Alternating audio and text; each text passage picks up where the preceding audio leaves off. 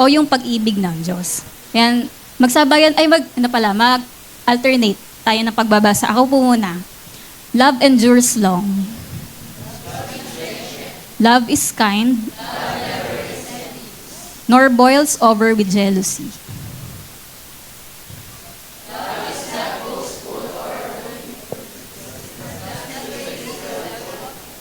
Yeah, love is not conceited, arrogant, and inflated with pride.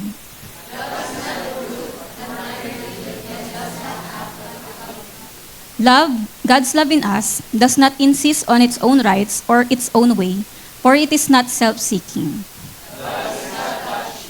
Love is not fretful.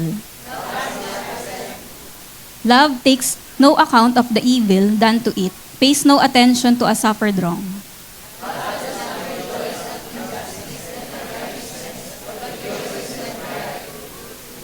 Love bears up under anything and everything that comes.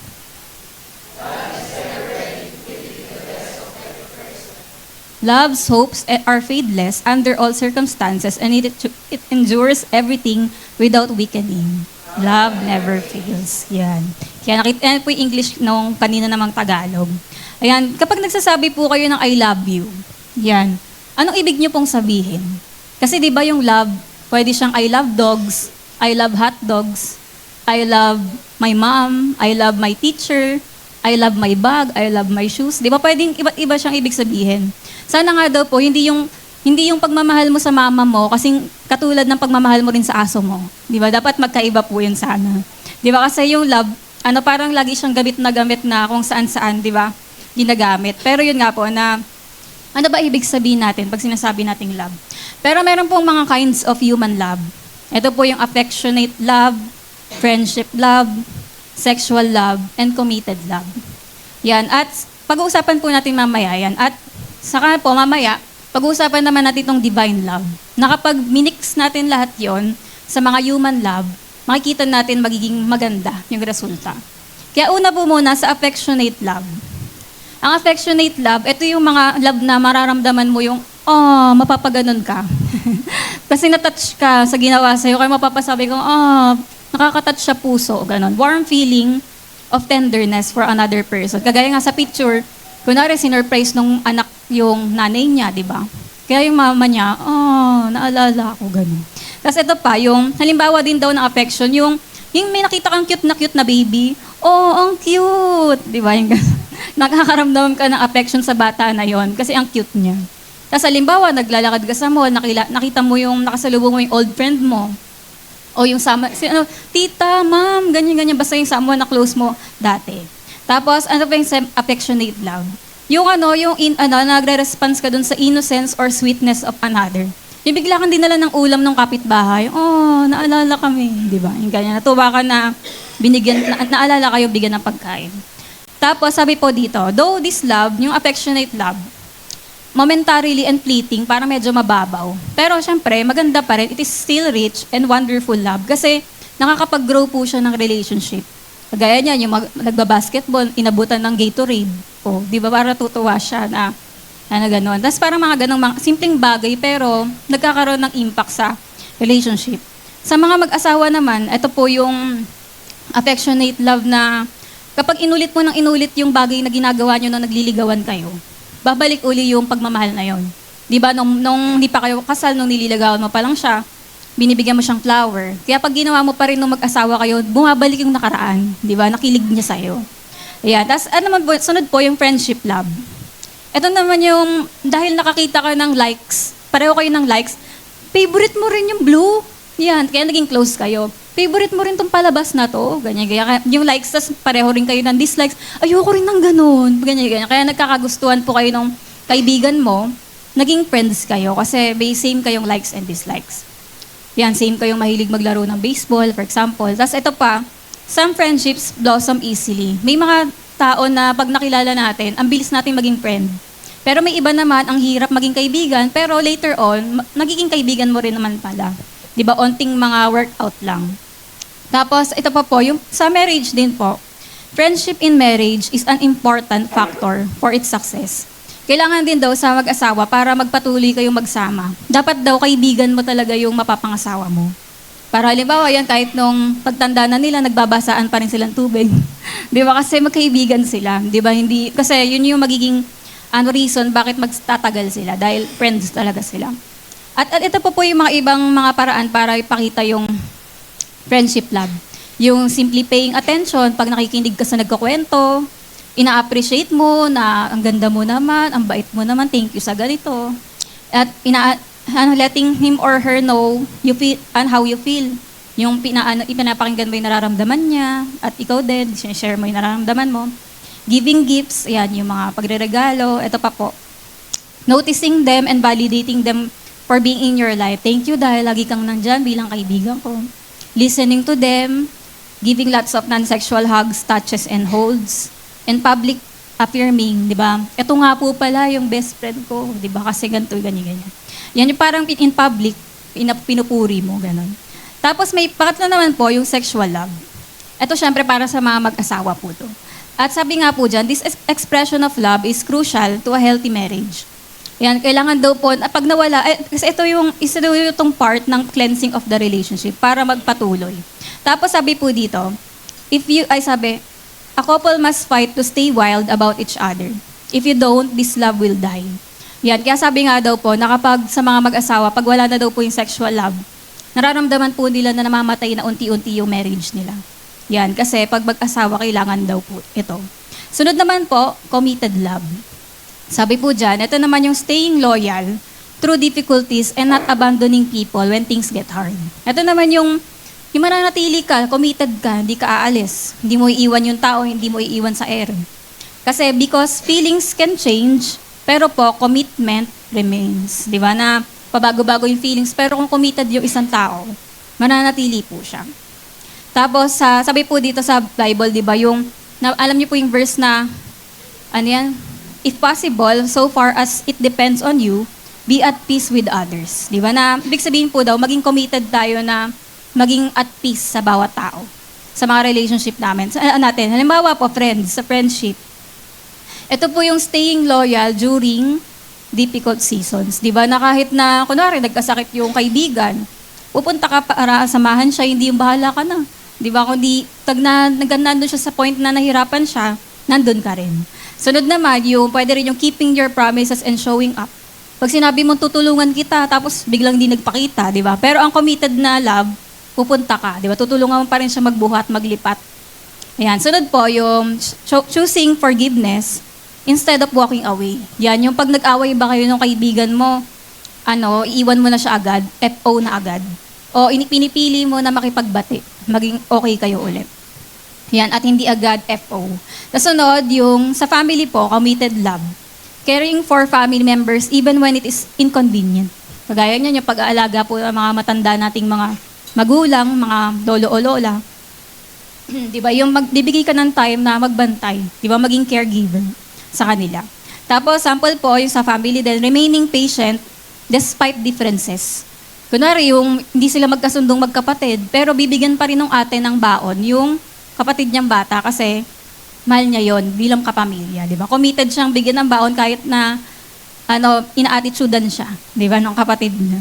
Ayan, at sunod po, yung family, yung prioritizing family responsibilities na syempre, lalo na kapag may baby, magsasacrifice talagang magpuyat, di ba, pakainin yung baby, timplahan ng gatas, di ba, at ibigay lahat ng kailangan. Ayan, tapos sa ibang tao naman, paano naman yung mga strangers? Committed love sa strangers, showing kindness to strangers. Di ba, yung kahit na hindi mo kilala yung nangangalabit sa'yo sa jeep, di ba, binigyan mo pa rin.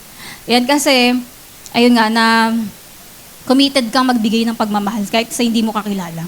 Tapos ito, yung choosing patience with difficult people. Kunwari, tinarayan ka ng cashier, di ba? Pero, hindi mo siya binato. Di ba? Kundi, mabait ka pa rin sa kanya. Di ba? Kahit na ganun yung naranasan mo. Kahit unfair or rude. Tapos, sa sample pa, yung doing good without expecting anything in return. Di ba? Na patuloy ka naglilingkod, nagbibigay sa mga tao ng tulong, kahit na hindi ka naman ipopost sa Facebook, hindi ka naman ibabalita, ginagawa mo yun. Ayan. At eto pa, sabi nga po, one of the words translated to commit in the original Greek text of Scripture is paratithemi, is a compound word that basically describes the act of depositing something, like depositing money in a bank. Yung word daw na commit, para siyang yung nagde-deposito, kinuha siya sa word, sa Greek text na parang ibig sabihin, nagde-deposito ka ng pera doon sa bangko. Ayan, tapos ang sabi po dito, we deposit money in a bank, di ba? Tapos iiwan mo lang doon yun sa bangko, di ba? Hanggang sa kapag kailangan mo lang mag-withdraw, doon ka lang mag-withdraw. Tapos sabi po, to commit in the context of marriage, sa pag-aasawa naman po, ano yung ibig sabihin ng commit? Ito yung magde-deposit ka ng pagmamahal, patuloy na pagmamahal dun sa taong pinakasalan mo. Tuloy-tuloy na deposit. However, that becomes very difficult. Nagiging mahirap na daw yung pagde-deposit ng pag-ibig sa asawa natin kung yung pagmamahal mo hindi bumabalik. Yung ikaw lang yung lagi nagmamahal. Kunwari sa picture po na to, yung parang lagi na lang pinapasaya nga po yung babae. Pero yung hindi na masaya yung lalaki. Kasi wala namang bumabalik na pagmamahal sa kanya. Kaya doon daw po nahihirapan yung mga mag-asawa din kapag, kunwari sa atin din sa mga relationship po natin, na kapag nagmamahal ka, walang bumabalik na pagmamahal sa'yo. Sabi po, imagine na pagpunta mo doon sa bangko, gusto mo sana mag-withdraw. Pero sasabihin sa'yo nung teller, ay, bawal mag-withdraw dito. Deposit lang ng deposit dito. Di ba? Anong nararamdaman niya? Ano yan? Di ba? Kaya tignan yung next na picture. Siyempre, galit na galit siya. Ayoko na sa bangko na to. Di ba? Kasi hindi pwedeng mag-withdraw dito. Deposit lang pwede. Parang ganun din po kunwari sa mag-asawa na kapag yung isa lang yung bigay ng pagmamahal, tapos yung isa, wala namang pagmamahal na binibigay. Anong maiisip doon ng tao nun? Magpapalit na lang akong asawa. Diba? Kaya yung iba po, nagpapalit talaga ng asawa kasi wala nang bumabalik na pagmamahal. Minsan gano'n din sa mga kaibigan natin na pagka ako na lang nagmamahal lagi sa kaibigan ko, ako lagi nanlilibre ng baon niya. Ako nanlilibre lagi sa kantin, tapos siya wala man lang di ba? Wala man lang na siya naman libre bukas.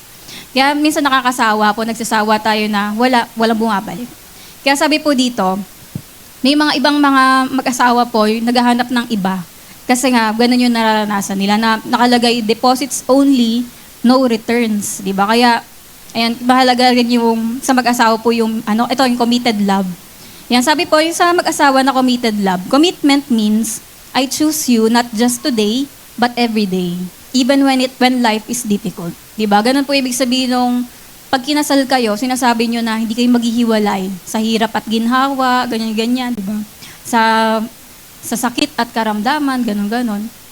Kaya ito po, sa isa pang sample, yung sa marriage, they stay faithful through challenges. Kapag may mga iba't ibang mga sitwasyon, kagaya na may namatayan, nandun sila para i-comfort ng isa't isa. They prioritize the relationship. Kahit ngayon, di ba, sa panahon ngayon, busy na yung mag-asawa kasi pareho na may trabaho. Pero pinaprioritize pa rin nila yung mga date night nila na makapag-date sila para makapaglaan ng time sa bawat isa. Tapos they keep their promises, they honor their vows. Kaya di ba may mga iba po nagpapakasal uli ng 50 years kasi naging tapat sila sa pangako nila emotionally, physically, and spiritually. At they choose forgiveness instead of giving up. Kapag may nagawa pong mali yung asawa nila, pinapatawad pa rin nila yon kaysa hiwalayan. Tapos, ang committed love din sa marriage ay they support each other's growth. Di ba pagpapasok sa trabaho, kaya mo yan. O ikaw ba yung ay nako, huwag ka na magpatuloy dyan. Di ba? Kundi yung supportive po sa bawat isa. Kaya po yung kanina, affectionate love, mahalaga ka sa akin. Yun ang ibig sabihin nun. Friendship love, gusto kitang kasama sa buhay. Yung sexual love naman, ikaw ang napili kong makapareha sa buhay.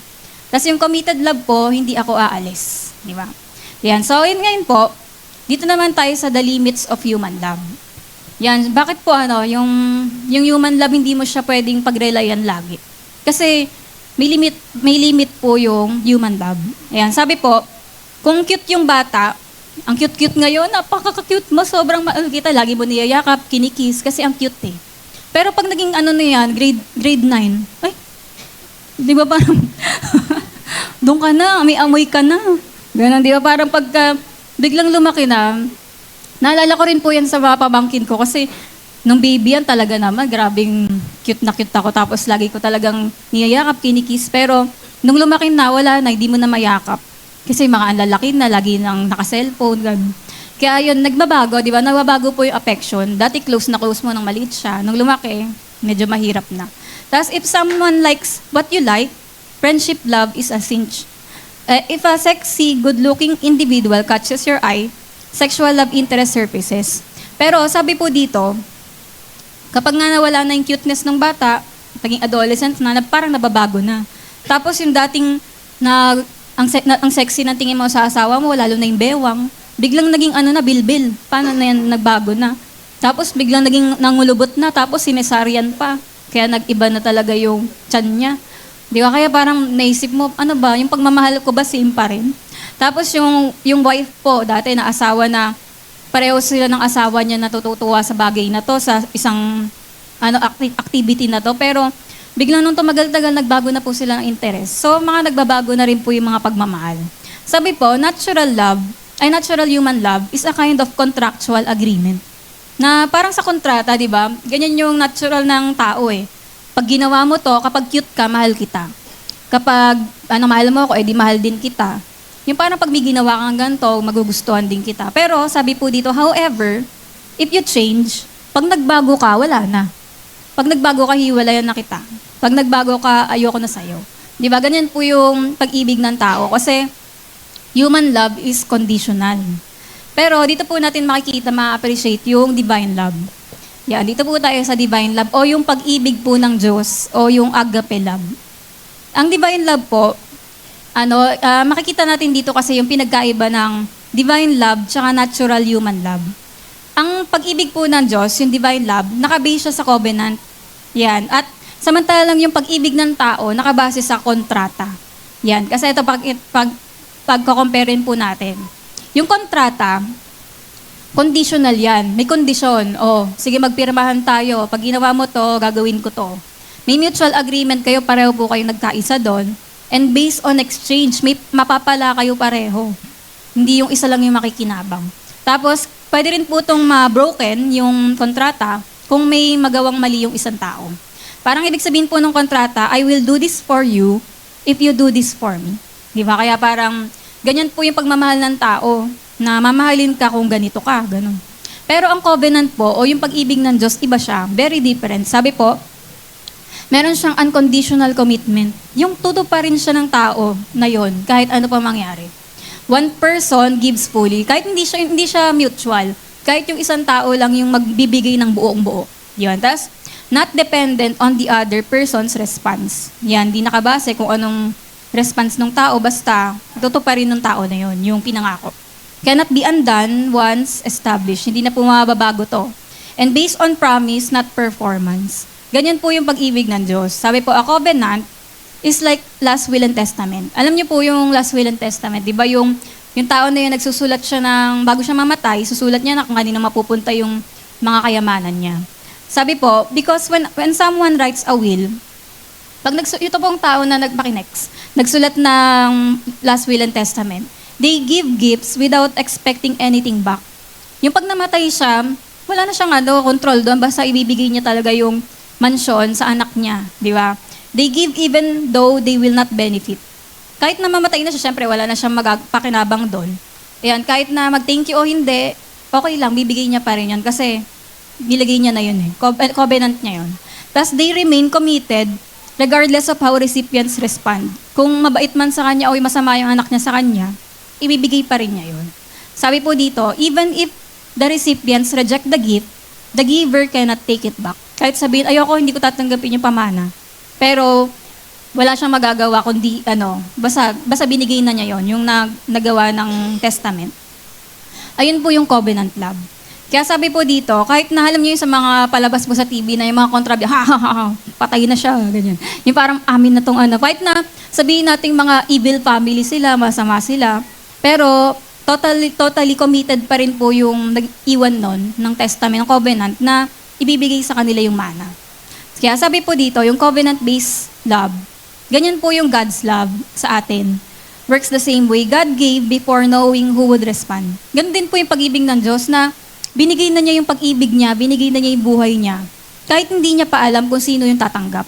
Di ba? Kaya kagaya po sa John 3:16, for God so loved the world that He gave His only begotten Son. Na ang unang umibig yung Diyos, binigay niya na agad sarili niya sa atin ng 100%, kahit na hindi niya sure kung tatanggapin ba ng lahat ng tao yung pagmamahal niya? Pero si Lord, hindi siya 50-50 na mamahalin ko lang kayong mga tao kung mamahalin nyo rin ako. Pero hindi po, di ba? Not conditional.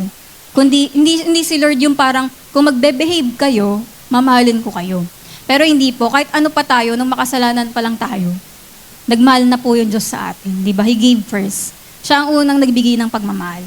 Sabi po, nung sa Last Supper, di ba sinabi po ni Jesus doon yung, this cup is the new covenant in my blood. Di ba sinabi niya doon yung bagong covenant? Na ibig sabihin, yung kamatayan po ni Jesus ay magdudulot ng bagong covenant, bagong pangako sa tao, tsaka sa Kanya, sa Diyos. Sabi, His sacrifice would permanently release God's love and grace. Na nung namatay si Jesus sa krus, nirelease po ng Diyos sa atin yung pagmamahal niya, yung awa niya, na pagpatatawarin niya tayo lagi sa mga kasalanan natin at ililigtas niya yung buhay natin. Sabi rin po, the door to relationship with God would be open forever. Na laging bukas, 'di ba, yung Diyos para sa makipagrelasyon tayo sa Kanya. Parang sabi, it was like Jesus saying, this is my will, my life given for you. 'Di ba? Na binibigay na ni Lord yung sarili niya sa atin. Ganun po yung divine love. 'Di ba na sabi po, God had no guarantee people would accept Him. 'Di ba na totoo na hindi naman walang guarantee si Lord na nung namatay siya sa cross na pag namatay ako, tatanggapin ba ako ng lahat, 'di ba? Kasi hindi some would reject Him, yung iba would hate Him, some would ignore Him. 'Di ba? Yung ibang tao po, hindi nila tinanggap yung pag-ibig ni Jesus. Pero kahit ganun pa yung mga tao sa Kanya, yet He still gave everything. That is divine love. 'Di ba? Ganun po yung pag-ibig ng Diyos sa bawat tao, hinahabol niya lahat ng tao. Tapos sabi po, divine love is commitment before response. Yan, ang pag-ibig ni Lord, yung muna, ibibigay niya muna sarili niya. Kahit bago pa mag-respond yung tao kung, kunwari, yung parang nanliligaw, di ba? Hindi naman niya sure kung sasagutin siya. Pero todo siya manligaw. Kaya yung mga ganun pong lalaki sinasagot, di ba? Kasi nga, ang galing manligaw eh. Yung parang kahit iparamdam ng babaeng walang pag-asa, pero hindi tumitigil manligaw. Ganon kasi yung parang divine love, di ba? Yun yung mga lalaking nagkakapag-asa eh.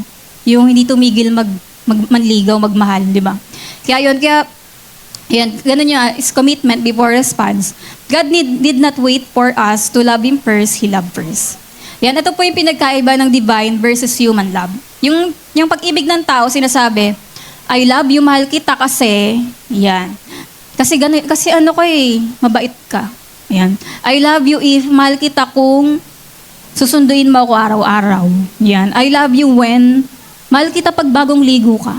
Ayan. Yung parang ganun lang. Hindi yung mahal kita bilang tao, di ba? Merong laging dahilan. Pero ang divine love po, pag-ibig ng Diyos, I love you, period. Di ba? Basta mahal ka ng Diyos. Wala nang explain. Sabi po dito, divine love is unconditional commitment. God chose to love and give Himself fully to humanity through Jesus without requiring anything in return. Di ba? Na buong buo binigay po ng Panginoon yung sarili niya sa atin na wala siyang hinihiling na kapalit. Di ba? His love is permanent, irreversible, and based on covenant, not conditions. Kaya dito po tayo sa incarnational love. Alam niyo po ba yung incarnational love? Ayan, ito po, sabi po dyan, God expressing Himself through a human life. Na, ibig sabihin po na incarnational, yung para maabot tayo ng pagmamahal ni Lord, ng Diyos, di ba? Nagkatawang tao siya. Tapos, ayun nga po, yung kay Jesus. Di ba, nalaman natin na ang Diyos pala mapagmahal kasi nakita natin kay Jesus nung may sakit, hindi niya matiis, hindi pagalingin. Nung may nagmamakaawa sa Kanya na tulungan, tinutulungan ni Jesus. Di ba? Yung pag nagugutom yung mga tao, may compassion siya na dapat mapakain tong mga to. Di ba? Kaya yun, nakita po natin yung God's love shown in a human form. Patunay na magmahal talaga ang Diyos. Tapos ito po, if you are a believer, God's love lives inside you through the Holy Spirit. Di ba? At saka incarnational love po, di ba? Dahil yung pag-ibig ng Diyos, maibigin siya. Tapos dumating po sa atin yung Holy Spirit nung tinanggap natin si Jesus. Ngayon, dati wala tayong pakialam sa ibang tao. Hindi tayo naaawa sa iba, wala tayong mahal. Hindi natin mahal yung hindi naman natin mahal. Hindi natin mahal yung hindi natin kamag-anak, ganon. Pero nung dumating na po sa atin yung Holy Spirit, nagbago. Biglang nagkaroon ka na ng care sa ibang tao, kahit sa mga hindi mo kakilala. Ayan po, incarnational love means God loves people through you. Na napaparamdam po ng Diyos yung pagmamahal niya sa ibang tao dahil sa pamamagitan ng buhay mo na nagpapakita nito sa iba. Sabi, it's not just your love anymore. Hindi na po yung sariling pag-ibig natin yung gamit natin, kundi yung pag-ibig na ng Diyos yung ginagamit natin. Dati kung doon sa kaibigan mo, sapak agad yun, pagka ginanan ka. Pero dahil naging Kristiyano na ako, na kita, mapapatawad na kita, di ba? Yung ganun. Kaya nagbabago po yung pagmamahal natin na dati, parang wala kang care, ngayon meron na. Ayan, kaya sabi po, yung nabasa niyo po sa Bible, yung we are the temple of the Holy Spirit. Na tayo na po ay templo ng banal na Espiritu na God's Spirit lives in us. Nakatira na sa atin yung Holy Spirit. God's love is placed in our hearts. We have access to the same love God has. Di ba? Kaya, yung kunwari dito sa mga taong nangangailangan, yung parang dati, wala ka naman paki sa kanila. Pero ngayon, gusto mo na tumulong kasi yung pag-ibig ng Diyos nasa iyo na. Sabi po, yung God's love inside the human heart. Kaya, gaya po sa kahit sa marriage po, ganun, di ba? Kaya yung pag-aasawa talaga, doon mo makikita yung totoong Christ-like na love. Kasi kailangan mo talaga maging selfless kapag nag-asawa. Doon, yung pag-ibig talaga ni Kristo, yung kailangan mo gamitin doon. Yan, sabi nga po, we are meant to love with this love, not just our natural human love. Kagaya sa mga nag-outreach dito po, di ba, na parang bakit kayo nagkikare sa mga bata na yung di nyo naman kamag-anak, di nyo naman pinsan, di nyo naman kapatid, di ba? Pero dahil po sa pag-ibig ng Panginoon na yun, nagkakaroon ka ng care sa mga batang hindi mo kakilala, di ba? Ganun po sa mga mission din. Tapos so, incarnational love in marriage means, sa mag-asawa naman po to, loving your spouse unconditionally, even when they are not responding the way you want. Na mamahalin mo pa rin yung asawa mo kahit nakakaasar na siya. Di ba? May mga araw na nakakaasar siya, may mga gagawin itong naiirita ka, ganun. Pero hindi po to yung kagaya ng pag-ibig ng tao na magiging mabait ako sa'yo kung mabait ka sa akin. Mamahalin kita pag nagbago ka. O I'll give if you give. Kung may bibigay ka sa akin, may bibigay din ako sa'yo. Ganun po yung contract love. Parang 50-50 na pag may ginawa ka, may bibigay din ako sa'yo, ganun. Pero instead po, I choose to love because God's love is in me. Kaya di ba, kailangan pag nagpakasal ka, talaga, may relasyon sa Diyos yung tao. Napapakasalan mo kasi, paano kanya mamahalin ng tama, ng kagaya ng kay Lord, kung hindi siya Christian, di ba? O hindi niya alam yung Bible, wala siyang takot kay Lord. Kaya sabi po, yan yung covenant love na mamahalin ko siya kasi nasa akin yung pag-ibig ng Diyos. Sabi po, why human love alone is not enough? Bakit hindi sapat yung pag-ibig lang ng tao? Kasi kapag someone is nice, edi matatouch tayo sa kanya kasi nice siya sa'yo. Kapag naman attractive yung tao, parang crush mo siya. Tapos, someone is similar, nagiging friend mo. Pero when the person stops acting that way, nawawala yung feelings, di ba? Kapag tumigil na siya sa kung ano yung nagustuhan mo sa kanya. Love weakens, humihina yung pagmamahal, at nangihinto na rin yung pagbibigay. Sabi po, yan yung normal na human love. Pero ang incarnational love, patuloy na nagmamahal kahit na ang hirap na. Di ba? Ang hirap na mahalin. Yan. Sabi po, the role of sacrifice. Ito na nga po, yung covenant love requires death. Yan. Kailangan po ng, ibig sabihin ng death, yung matanggal yung pagiging selfish. Ibig sabihin po niyan, letting go of selfishness, letting go of pride, yung mga me first, at letting go of needing a response. Sabi nga daw po, si Apostle Paul nga, single siya, di ba? Wala siyang asawa. Pero sinabi niya, I die daily. Di ba? Mas lalo pa kaya yung may asawa na talagang kailangan mamatay sa sariling, sa mga selfishness, gano'n. Kasi may role po talaga yung covenant love sa sacrifice. Kaya nga, si Jesus, di ba, namatay po siya. Sa atin, nag-sacrifice siya. Ayan, sabi po, the test of true love. Paano mo malalaman kung mahal ka talaga ng tao? Ayan, tanungin mo, paano kung mahal mo talaga yung tao? Tanungin mo daw sarili mo kapag gagawa ka ng mabuti sa isang tao. Ginagawa ko ba to kasi gusto kong ma-appreciate ako? Yan, ginagawa ko ba to kasi gusto ko na gawin niya rin sa akin to, niregaluhan ko siya para regaluhan niya rin ako. O I want recognition, gusto kong makita nila na ganito ako, ganun. Kaya sabi nga, if yes daw yung sagot po natin dyan, contract love yung gusto natin, yung mamahalin mo kasi may ginawang mabuti, ganun. Pero sabi po, if you have died to self, then you will love even if nothing comes back. Mamahalin mo pa rin kahit walang bumalik. Ganun po yung incarnational love. Yan yung pag-ibig po ng Diyos. Sabi po, incarnational love is God's love expressed through a person who has surrendered selfishness at inalaw na niya yung divine love to flow into relationship regardless of the response. Na mamahalin mo yung tao kagaya ng pag-ibig ng Diyos. Na si Lord na bahala, di ba? Kung mag-respond man yung tao o hindi. Tapos, meron po ba tayong mga nararamdaman, the fear we often feel. Kapag inisip natin, pag ginawa ko naman yung agape love, yung pag-ibig ng Diyos, baka gawin ng mga tao, abusuhin nila ako kasi masyado akong mabait, masyado akong mapagmahal. Sabi nga po ng iba, if I keep giving, I will be taken advantage of. Baka abusuhin nila yung kabaitan ko dahil yung pagmamahal ko kagaya ng kay Kristo. Na if I humble myself, I will lose. Pero sabi po, tandaan niyo po ang promise ni Lord na hindi ka, you will not be exploited when you trust Him.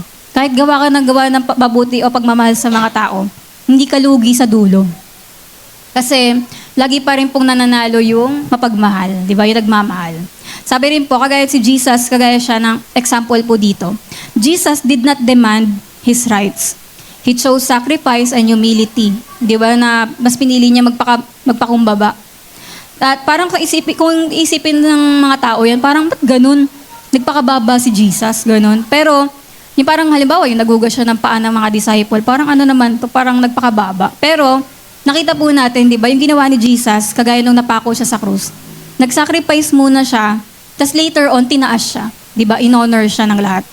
At doon nga, di ba, kaya tayong po ngayon, ang dami nating kilala na mga tao sa buong mundo na nagbigay ng buhay kay Jesus. Kasi bakit? Dahil, sa sacrifice na ginawa ni Jesus, binigay niya yung buhay niya, ang dami rin tao sa buong mundo nagbigay ng buhay sa Kanya. Di ba, kaya ang dami mga nagsasabing pinag-resign sila ni Lord. Kasi, ang dami mga nagbigay ng buhay kay Lord, di ba? Na totoo talaga na maraming tinawag si Lord sa buong mundo na ibigay yung buhay sa Kanya. Kasi nakita nila na si Jesus, ganun klaseng pagmamahal ginawa niya. Binigay niya yung sarili niya sa atin. Kaya yun, kaya ang application po niyan, do not pray first na, Lord, baguhin mo siya. Ang ipag-pray mo po muna ay, Lord, baguhin mo ko. Tulungan mo ako wag maging selfish, di ba? Kasi ayun yung umpisa, di ba? Para magawa natin yung love na kagaya na kay Jesus. At ito po yung promise ng Panginoon, di ba? Sa Bible, yung humble yourselves before God and He will lift you up at the right time. Di ba? Na lahat na nagpapakababa, itataas. Kaya yung mga pag sinabi natin, grabe yung sakripisyo ko sa tao na yun, dami kong pagmamahal na ginawa sa kanya. Pero tandaan niyo po, God sees every sacrifice and nothing is wasted. Hindi ka pa rin talo kung ikaw yung taong mas maraming pagmamahal na ginawa, di ba, kaysa sa ibang tao. Tapos meron po dito na law of reciprocity. Ayan. Alam niyo yung masamat yung reciprocal. Ganun. Yan. Sabi po, what you give is likely to come back to you. Di ba? Kung ano yung, pwedeng ganun, kagaya nga daw kay Newton's principle, yung for every action, there is a reaction. Na, kung ano daw yung ginagawa mo sa tao, ayun yung babalik sa'yo. For example, sa mga relationship po, kindness often produces kind. Mabait ka, binabaitan din ng mga tao sa'yo. Tama? Criticism, kung mahilig ka mang kritik, ikaw din puro kritik din nare-receive mo. Kapag lagi kang galit sa mga tao, puro galit din natatanggap mo. At kung ikaw mapagpatawad, pinapatawad ka rin ng mga tao. Parang kagaya nung sinabi ni Jesus na, give and it will be given to you. Tapos, ano pa ibig sabihin nito? Yung so love, siyempre po, ang true love, hindi ka nag-aantay ng kapalit, di ba? Hindi ka nagregalo dahil gusto mo regaluhan ka rin. Hindi mo tinulungan dahil iniisip mo gusto ka rin tulungan. Kundi, ang totoong pagmamahal, walang inaantay na kapalit. Pero sabi po, so love does not demand a response, but it often generates one. Pero pag ikaw ba naman, sobrang nakita mo, grabing tinutulungan ka lagi. Parang kunwari sa babae, sobrang grabe na yung ligaw na ginawa sa akin ito. Sasagutin ko na to, di ba? Yung kaya nagkakaroon ng time na sinasagot na ng babae yung lalaki kasi parang nag-umapaw na yung pagmamahal na naranasan niya. Parang grabe yung ligaw na ginawa sa akin. Kunwari sa proposal nga, di ba? Bakit mag-yes yung isang babae dyan? Kasi syempre, naramdaman niya na talagang true love. Minamahal talaga siya ng lalaki. Hindi naman yan mag-yes kung hindi niya talaga naramdaman, di ba? Namahal siya. Kaya parang sa atin din po, di ba? Kapag sobrang yung pagmamahal ng tao sa atin, grabe na yung panlilibre sa akin ito. Sana mailibre ko man lang siya kahit ngayon naman, di ba? Yung parang ganun, gusto mo bumawi kasi sobrang na-appreciate mo yung love. Ganun po, kaya nagkakaroon ng pagbabalik, di ba? Yan, tapos sabi po, the advantage of being the first to give. Sa mga relasyon po natin, Kayo ba yung nauunang gumawa ng mabuti sa tao? O nagbibigay ng pagmamahal? O kayo yung tanggap lang ng tanggap? Yung pagkasabi po dito, ay parang sa halimbawa sa, kasi pag the person who gives first influences the direction of the relationship. Kung sino yung taong laging nangunguna magmahal, siya po yung nagde-direct ng relationship kung magiging mas malalim yung relasyon, mas magiging matibay yung relasyon. Yan, parang halimbawa po, pag nagtanim ka nga ng mabuting buto, magiging good din yung harvest, di ba? Kaya parang halimbawa, kung ikaw naman yung taong tanggap ka lang ng tanggap, taga-react ka lang. Kunwari, naging mabait sa'yo yung tao, thank you, dahil binigyan mo ako nito, magiging nice din ako sa'yo. Di ba? Parang gano'n. Pero, you love only when others love first. Ay, pinaramdam niya sa akin na na-appreciate niya ako, so mahalaga na rin siya sa akin. Papahalagaan ko rin siya. Yung parang taga-respond ka lang o taga-react ka lang. Your peace depends on their behavior. Ganon. Pero, ayun po yung taga-react lang, taga-tanggap lang. Pero, sabi po, but when you choose to give first, ikaw yung mangunguna magbigay ng pagmamahal sa tao, you take leadership in the relationship. Di ba? Kaya sabi po ni Jesus sa Bible, di ba, sabi po sa Bible na, it is more blessed to give than to receive. Mas mapalad pa yung nagbibigay kasi nauuna ka gumawa ng mabuti. Kunwari, sa LG, sino bang mauuna dito na malasakit na di ba, na sino ba dito ang magki-care una, di ba? Sino unang mamamansin? Dapat siya. Siya ang unang mamamansin. Mag-hi naman ako basta unahin. Unahin akong, siya na mauna. Yung parang lagi bang dapat sila yung mauuna. Pero, ang kagaya po ng pag-ibig ng Diyos, ikaw yung nauuna na magbigay ng pagmamahal. Yan, sabi po, because giving puts you on the action side, not the reaction side. Kaya, kapag ikaw yung nauuna, nandun ka sa action side. Yan, sabi nga po, when kindness is not returned immediately. Paano kapag yung kabutihan mo hindi naman nasuklian? Kasi di ba may mga tao na binaitan mo na nga, wala lang sa kanila. Na pinakita mo yung tulong mo, walang naman appreciation, di man lang nag-thank you. Na minsan nilait pa yung binigay mo, di ba? Hindi na nga nagpasalamat.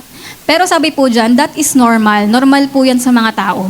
Pero at anong natural na reaction, pwedeng gumanti ka o kaya hindi ka na uulit na para magpakita ng love sa tao na yun. Pero ang principle po dyan, if you continue giving goodness, a response will eventually come.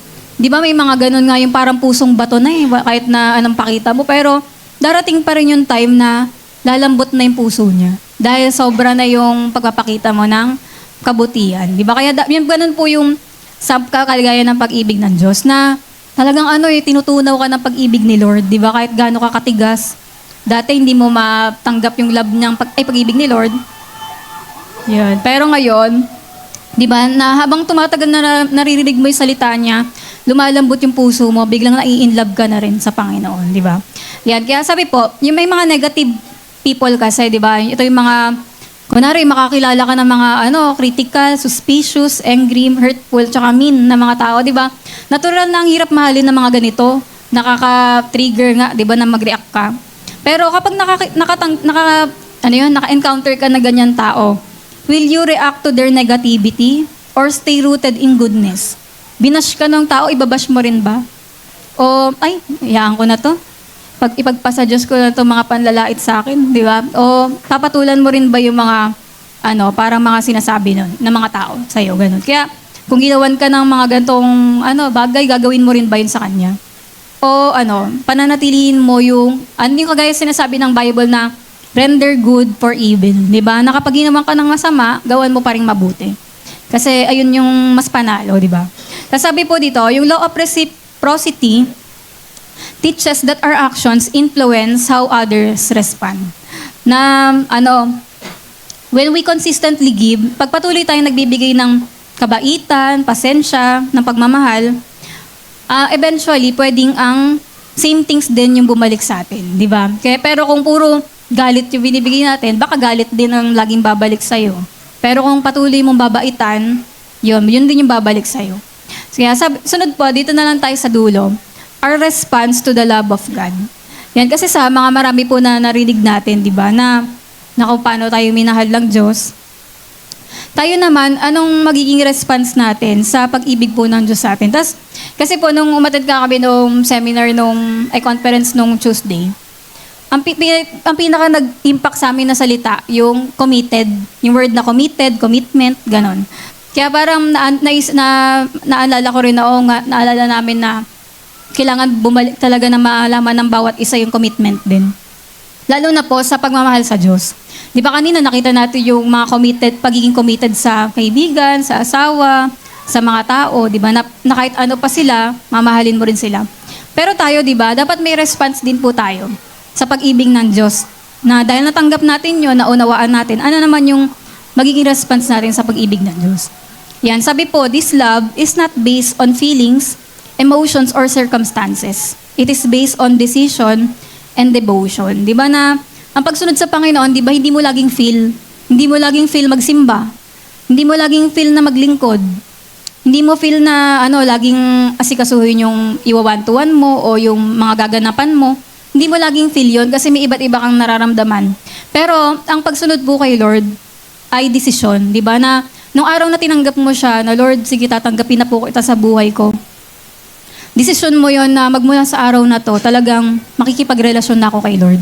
Di ba na parang kahit ano mangyari, pag may problema na ba, hindi ka na magpapatuloy. Pero yun yung committed love. Di ba na kahit ano pang pagdaanan mo, magpapatuloy ka. Hindi siya nakabase sa emosyon, yung nararamdaman natin kung susunod tayo o magpapatuloy sa pananampalataya natin. Yan, kaya to, sabi po, sa Bible, di ba, John 14:15, sabi ni Jesus, kung mahal mo ko, tutuparin mo ang aking mga utos. Di ba? Kaya, yan po yung ibig sabihin ng love for God. Paano ko nasasabi na mahal ko ang Diyos? Yan, sa sarili niyo po. Malalaman mong mahal mo na si Lord kung meron ka ng commitment at obedience. Pag sinabing commitment, tanggal lahat ng excuse. Di ba? Kunwari sa asawa ba sabihin, hindi na kita mahal kasi hindi ka naglalaba. Di ba? Kaya hindi pwede yun kasi commitment mo na sinabi mo nung kasal nyo na mamahalin mo siya habang buhay. Pero nung hindi na nagluluto, hindi na naglalaba, di ba? Doon mo na, ayoko na sa'yo, ganun. Pero parang ganun din po sa relasyon natin kay Lord. Na yung commitment na, basta, kunwari dito po sa church, di ba? Si Lord ba, sa pastor ka ba nag-commit dito? Pastor, maglilingkod po ako. Parang hindi ka sa pastor nag-commit o sa sino man tao, kundi kay Jesus, di ba? Kaya, magpapatuloy ka kahit anong mga nangyari sa buhay mo. Kaya, ganun po yung na-realize ko nung conference na yung commitment, tanggal lahat ng excuse mo pagka inisip mo na magiging committed ako kahit ano mangyari. Diba? Kaya plus yun, yung obedience po natin. Kapag sunod na tayo ng sunod kay Lord, ayan ang patunay na mahal natin siya. Kahit hindi mo sabihin, I love you, Lord, pero pinapakita mong nag-o-obey ka sa buhay mo, sa Kanya, patunay na yon na mahal mo siya. Yan. Kaya sunod po, sabi po, giving up sin is not how we earn God's love. Kasi diba ako na rin napakinggan po natin kanina na paano kapag ginamit ko yung God's love, baka abusuhin ako ng mga tao sa kabaitan ko. Di ba? Parang ganun. Parang iniisip niyo rin po ba yan sa Diyos na, total, sobra namang mahal tayo ng Diyos eh. Pwede naman siguro na gumawa pa rin tayong kasalanan, tapos mag-sorry na lang tayo. Mabait naman ng Diyos eh. Ganon. Parang pwedeng gawin natin, abusuhin natin yung love ni Lord kasi sobrang bait niya. Di ba? Pero sabi po dito, giving up sin is not how we earn God's love. Hindi naman tayo minamahal ni Lord kapag ginigib up natin yung kasalanan, kundi it is how we respond to the love He has already given us. Dahil nakita mo, sobrang grabe yung pagmamahal ng Diyos sa'yo, na nabago ka, di ba? Kaya di ba yung kagaya sabi sa kanta na, I'm tired of playing games, I really want to change. I never want to hurt you again. Na, di ba kapag mahal mo po talaga isang tao, ayaw mo siyang saktan. Hindi mo siya gagawa ng bagay na ikakasakit ng damdamin niya kasi mahal mo siya. Kaya parang sa atin po, ganun din kay Lord, na kapag nalaman natin, grabe, ganito ko minahal ng Diyos, nagsakripisyo siya para sa akin, na ikaw rin, uiwas ka na sa bagay na makakasakit sa Diyos, sa puso ng Diyos. Kaya, ganun din po sa atin, hindi tayo na para abusuhin yung love ni Lord kasi nabago ka nung naintindihan mo yung pagmamahal niya. Kaya sabi po dito, yung love produces transformation. Diba? Sino po sa atin nabago tayo nung nalaman natin gaano tayo mahal ni Lord? Diba? Kaya kagaya po nung sinabi sa Romans 6:1-2, shall we continue in sin that grace may abound? Certainly not. Diba? Na hindi ka magpapatuloy sa kasalanan dahil nalaman mo kung gaano kalaki yung biyaya ng Diyos. Yan. Tapos ito pa po, ano po yung mga paraan para mapakita natin na committed tayo kay Lord? Sa committed love yung meron tayo kay Lord. Una, obedience even when it is difficult. Di ba? Yung na sumusunod ka kay Lord kahit na ang hirap, di ba? Yan, choosing God's will over personal desires. Na parang ito yung sinasabi mo na, Lord, you matter more than what I want. Di ba? Na ilan beses sa buhay nating Christian na may pinapagawa si Lord sa atin, pero parang ang hirap, di ba? Pero na sinasabi natin, it is not my will, but yours be done, di ba? Na sinasabi ni Lord na i-give up mo yung gantong bagay, di ba? Ikaw lang yung, di ba? Sa personal mong pakikipag-ugnayan yung kay Lord, na masasabi mo, sige Lord, alam ko ito yung mas pinapagawa mo sa akin. Tapos ito lang yung mga ibang verse dyan, na if you love me, keep my commands. At yung sa Matthew 16:24, di ba, sinabi ni Jesus na sino man yung lalapit sa akin, kailangan ay i-deny niya yung sarili niya, take up his cross and follow me. Di ba? Kaya sa Christian walk po talaga natin, may mga time na ang hirap, di ba? Pero magpapatuloy ka pa rin kung committed talaga yung love mo para kay Lord. Pangalawa, faithfulness even without feelings. Yung magiging tapat ka pa rin kahit wala naman talagang feeling. Kunwari, hindi mo naman feel mag-prayer meeting pero pupunta ka. Kasi committed ka kay Lord, 'di ba? Na isisik mo siya sa prayer, 'di ba? Patuloy ka pa rin magpe-pray, you will trust and seek him. Na kahit wala sa emotion mo 'yun. 'Di ba? Ayun yung talagang mga matatag din, 'di ba? Sa relasyon kay Lord kasi hindi siya nakabase sa feelings. Tapos ito po yung mga verse, 'di ba? Yung Galatians 6:9 na huwag tayong mapagod sa paggawa ng mabuti for in the proper time, 'di ba? Ha-harvest tayo kung hindi tayo mag-give up. At 2 Timothy 1:12 na alam natin kung sino yung Diyos na pinagtiwalaan natin. Kaya may mga iba't iba man nangyari sa paligid natin, pero ang pinaka nangangibabaw sa'yo, kilala ko yung Diyos ko. Kaya magpapatuloy ako. Kaya 'di ba, yun yung reason ba't nagpapatuloy tayo kahit anong mangyari. Pangatlo naman, yung giving time and priority to God. Na ayan, yun yung committed love din, na patuloy ka kahit na syempre lahat po tayo busy, lahat tayo may nilalaanan na iba't ibang mga oras natin. Pero patuloy ka pa rin sa prayer, sa worship, scripture, serving Him. Hindi bilang obligasyon, kundi dahil mahal po natin ang Panginoon. Di ba? Kaya ipaprioritize mo pa rin yan sa kabila ng lahat ng mga ginagawa mo. Kagaya pa yan, sabi sa Matthew 6:33, yung seek ye first the kingdom of God, na si Lord pa rin yung una, and all these things shall be added unto you. Tapos number 4 po, trusting God without understanding. Na nagpatuloy ka pa rin magtitiwala kay Lord kahit na may mga pagkakataon hindi mo naiintindihan yung nangyari. Halimbawa, nasa ospital ka, pero doon nagpupuri ka pa rin kay Lord kasi iniisip mo, Lord, kahit hindi ko po maintindihan, pero nagtitiwala ako sa iyo. 'Di ba? Kaya may mga iba rin na may mga nakaranas na may mga namatayan din, parang sinasabi nila, Lord, kahit hindi ko maintindihan, patuloy pa rin kami magtitiwala sa iyo. 'Di ba? Kaya sabi nga rin sa Proverbs 3:5-6, 'di ba? Yung trust in the Lord with all your heart and lean not on your own understanding. At sa Isaiah 55:8, 'di ba, na for my thoughts are not your thoughts, neither are your ways my way. 'Di ba? Kaya yun, patuloy ka magtitiwala kahit hindi mo ganong buong naintindihan. Tapos sa pag-ibig din po natin sa Panginoon, our relationship with God can also include, kagaya po nito yung affectionate love. 'Di ba? Sa pag-ibig po natin kay Lord, pwede rin yung makaramdam tayo ng joy sa presensya niya. Habang nag-worship, 'di ba? Delight in worship, yung pag-stay sa presence niya. Meron din po diyan yung friendship love kay Lord na pwede natin siyang makausap personally, maging kaibigan. At committed love, yung obedience and faithfulness, na magiging tapat po tayo sa Kanya sa pagsunod. At yung reverent love, yung meron pa rin tayo pagpapakita ng paggalang o honor and holy fear. Pero ang pundasyon po ng lahat ay committed love. Yan, sabi po, we do not start the love relationship with God. God does. 'Di ba, na sa lahat pa rin po, 'di ba, si Lord yung nag-umpisa ng pagmamahal na ito, 'di ba? Kasi siya po ang pag-ibig. And we love because He first loved us. At ang commitment po natin dito ay simply a response to His love, na patuloy po natin siyang mag-respond lang sa pagmamahal niya.